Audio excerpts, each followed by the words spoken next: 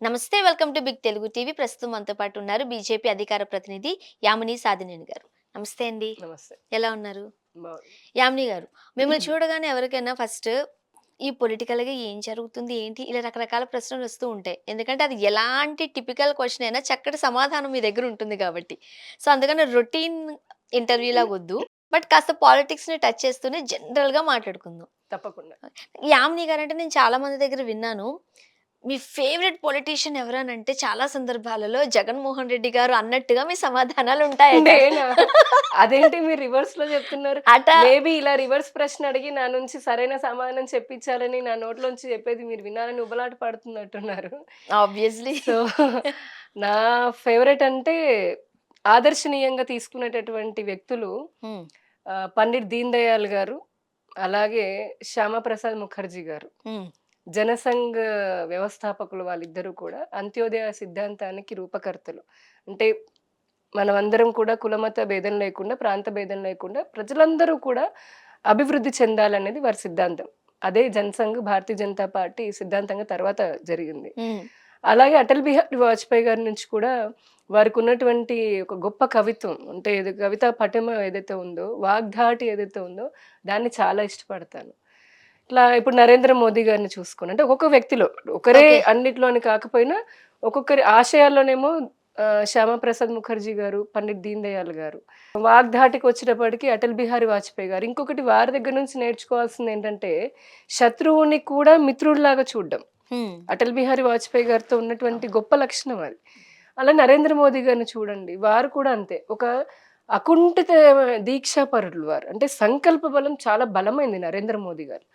ప్రపంచమంతా ఎదురు నిలుస్తున్నా కూడా, ఎదురై మన పైన దాడి చేయాలని సిద్ధపడుతున్నా కూడా, ధైర్యంగా నిలబడి మనమేంటో మనం అంటే చూపించడం ఒకటైతే, మన లక్ష్య సాధనని చేరుకోవడం అనేది నరేంద్ర మోదీ గారిని చూసి నేను నేర్చుకున్నా. హ్మ్. ఎందుకంటే 2014కి ఆయన ప్రధానమంత్రి అయ్యేటప్పటికి ఇన్‌ఫాక్ట్ గుజరాత్ ముఖ్యమంత్రి అవ్వడానికి ముందు నుంచి కూడా అసలు గుజరాత్ రాష్ట్రంలోకి కూడా కాలు పెట్టినటువంటి సందర్భం ఉన్నది. అలానే అమెరికా గూడా మా దేశానికి రావద్దు అని చెప్పని వీసా కూడా ఇవ్వనటువంటి పరిస్థితి. అవును. అంటే ప్రపంచమంతా గూడా ఒక రకమైన ముద్రని వేసి వారి పైన అంతలాగా అవమానపరిచారు. కానీ నేడు అదే ప్రపంచం, అదే రెడ్ అమెరికాతో కార్పెట్ ఏసి సహా పిలుస్తున్నారు. మోకరిల్లుతోంది. ఈ మధ్య ప్రయాణంలో ఆయన ఎంత నలిగుంటారు? ఎంత మానసిక క్షోభ అనుభవించుంటారు? ఎన్ని ఇబ్బందులను తట్టుకొనుంటారు? అలాంటి ఇబ్బందులు ఎదురైనా సరే, ఆయన అనుకున్నటువంటి లక్ష్యం ఏదైతే ఉందో భారతదేశాన్ని విశ్వగురు స్థానంలో నిలబెట్టాలి. వికసిత భారత్ అంటే లక్ష్యాన్ని ఏదైతే అటల్ బిహారీ వాజ్పేయి గారు గాని, దీన్ దయాళ్ గాని, శ్యామప్రసాద్ ముఖర్జీ గారు గాని ఇచ్చిన లక్ష్యాన్ని తీసుకొని ముందుకు ఏ విధంగా వెళ్తున్నారో, వారిని చూసి నేను కూడా అలానే అనుకుంటున్నాను. ఇంకొకటి నాకు రోల్ మోడల్ అని కూడా చెప్పడం కరెక్ట్ కాదేమో కానీ, నా బలమైనటువంటి సంకల్పం, విశ్వాసం భారతమాత. అంటే నాకు ఈ జన్మ ఇప్పుడు ఎన్నో సాధించేసాం. మామూలుగా నేనైతే చాలా తక్కువ వయసులోనే రకరకాలుగా అచీవ్‌మెంట్స్ వచ్చాయి. నేను అమెరికా నుంచి గోల్డ్ మెడల్ తీసుకున్నాను. లిమ్కా బుక్ ఆఫ్ రికార్డ్‌లో నా పేరొచ్చింది. దాదాపు 30 దేశాల నుంచి నాకు అవార్డ్స్ వచ్చాయి, రివార్డ్స్ వచ్చాయి. మొట్టమొదటి భారతీయురాలిని ఇంటర్నెట్ లేకుండా ఈమెయిల్స్ పంపించడంలో. అలాగే మూన్ ఎర్త్ కమ్యూనికేషన్ చేసిన దానిలో నేను మొట్టమొదటి మహిళని. హ్మ్. ఇ ఇలా ఎన్నో వచ్చాయి నాకు. ఎంతో చూసాను జీవితాన్ని. కానీ ఒక స్టేజొచ్చిన తర్వాత మనకనిపిస్తుంది. ఇప్పటివరకు మనం చేసింది ఓకే. అంటే సమాజ సేవలో గూడా 18 సంవత్సరాల నుంచి ఉన్నాను. సునామీ దగ్గర నుంచి 30 పైగా అత్య అత్యంత బీభత్సమైనటువంటి కెలామిటీస్‌లో చావుకి ఎదురెళ్లి మరి మేము కమ్యూనికేషన్ ఇచ్చాము. హ్మ్. నేను radio operator, amateur radio operator, grade 1 operator.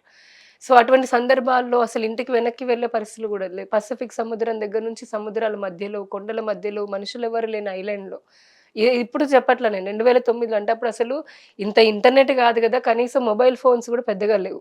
పర్సనల్‌గా. గూగుల్ గూడా లేదు. అలాంటిది ఎక్కడో ఒక మారుమూల ఆహ్, కో సెంట్రల్ అమెరికాలో కోస్టారికా అనే ఒక దేశంలో ఆ ఫోటో కూడా ఎలా ఉంటుందో మనకు తెలియదు అప్పట్లో. అవును. మనుషులెవరూ లేనటువంటి ఒక ఐలాండ్‌లో పెద్ద చాలా థిక్ ఐలాండ్ అన్నమాట అది. మనుషులెవ్వరు ఉండరు. కేవలం జంతువులు, చుట్టూరా బీచ్‌లాగా ఏముండదు. కొండలుంటాయి. ఇదెందుకు చెప్తున్నానంటే మహిళలాగా అంటే ఒక సంకల్పం. ఇప్పుడు చాలా మందికి కొన్ని లక్ష్యాలుంటాయి. సంకల్ప బలం ఉంటుంది. నాకొక మహిళలాగా ఎంత దృఢమైనటువంటి వ్యక్తిత్వాన్ని వీళ్ళ నుంచి నేను అంటే తీసుకున్నాను. అఫ్‌కోర్స్ నిజమే. నరేంద్ర మోదీ గారనంటే రీసెంట్ టైమ్స్ అనుకోండి. కానీ హ్మ్. పాతకాలం నుంచి గూడా, ముందు నుంచి గూడా అంతటి లక్ష్య సాధనలో వారిలాగా స్ఫూర్తితో ముందుకెళ్తూ నా ఏకైక లక్ష్యము భరతమాత సేవలో నా చివరి నిమిషం వరకు కూడా, నా చివరి ఆయుష్ వరకు కూడా నేను ఆవిడ పాదాల వరకు సేవ చేయాలంతే.